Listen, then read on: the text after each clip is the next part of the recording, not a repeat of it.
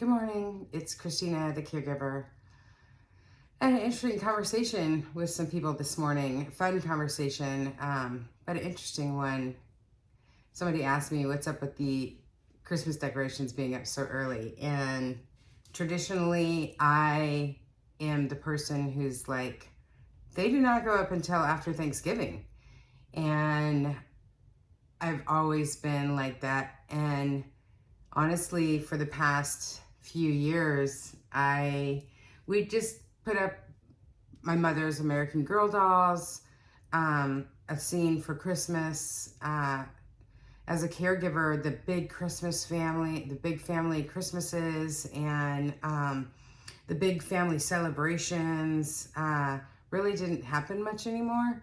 We had some things that we'd celebrate after Christmas, but Christmas Day was really just me and my mom usually, and it was really low key.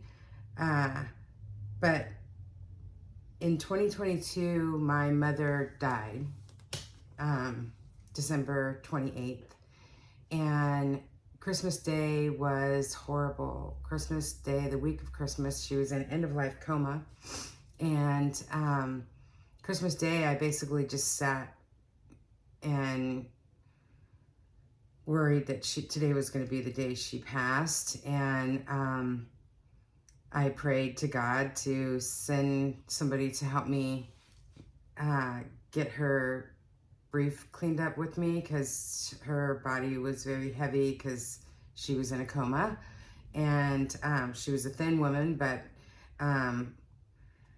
it was very hard to maneuver her body in that state, and I wanted to give her the gift of dignity and clean her up on that day, and I just cried and begged for that on Christmas Day. There was no decorations, there was no presents, there was nothing, and there was just this horrible moment of me and Mom, and her being on hospice, and Mom passed away a day and a half later. So the following Christmas, I could not do Christmas. The closer it got to any of the holidays, Mom went on hospice on Thanksgiving, which was actually my birthday in 2022. So all of the holidays last year were super, super tough. It was like the closer we get to any of them, the worse it was for me. And Christmas, I couldn't even walk into stores. The thought of going to a Christmas party was tough. I did manage to go to one, a very close friend, and I had to bring an emotional support friend with me, and we didn't stay very long. And Christmas Day, I just prayed for the day to be over. I just prayed for the day to be over, and I couldn't decorate. There was no gifts or anything. I couldn't decorate at all. My friend made me some ornaments that had swear words on it, and I put a couple of those out, and not even on a tree. They were just on a shelf.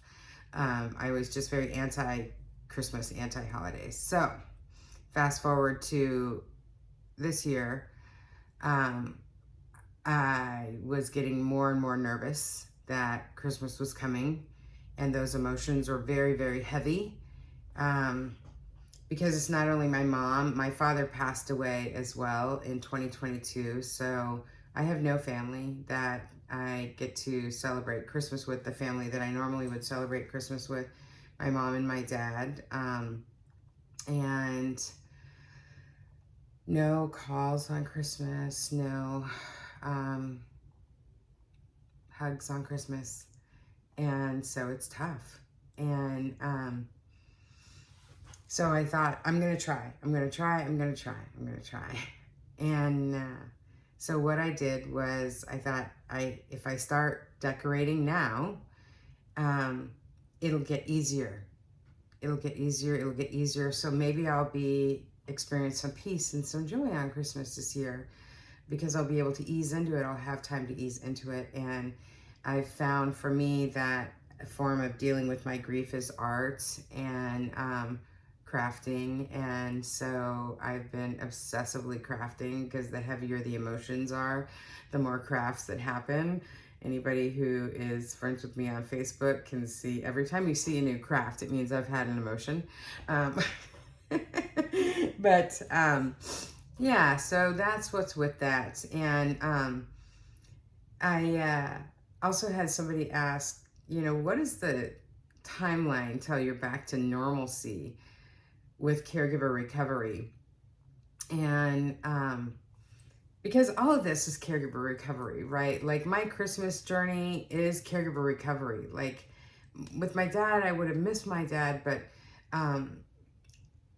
my dad didn't die on hospice with me taking care of him, me having to administer his end-of-life meds, and me having to, be there and take care of him during his end-of-life coma. Like, this is caregiver recovery. Me decorating early, it might just look insane. Me doing a million crafts, it might look insane, but I'm actively participating in my recovery as a family caregiver. I am giving myself time to ease into those heavy emotions. I'm giving myself time to deal with some of those heavy emotions so I can choose my uncomfortable now. I can be uncomfortable now. I can choose the uncomfortable that gives me a little bit of hope for tomorrow. And what I want, my goal, is to be able to have some peace and joy on Christmas. And so if that means that I have to experience, I'm committing to experiencing the uncomfortableness now so that I can have joy later, right? That's caregiver recovery, choosing my uncomfortable, right? And somebody asked, when should somebody expect to see normalcy in caregiver recovery? There is no timeline for that, just like there is no timeline for grief. There is no timeline. It's a very, very personal journey. Caregiver recovery is a very personal journey. It doesn't matter. Somebody who's cared for a loved one for 6 months might have a longer caregiver recovery journey than somebody who's cared for someone for 10 years, right?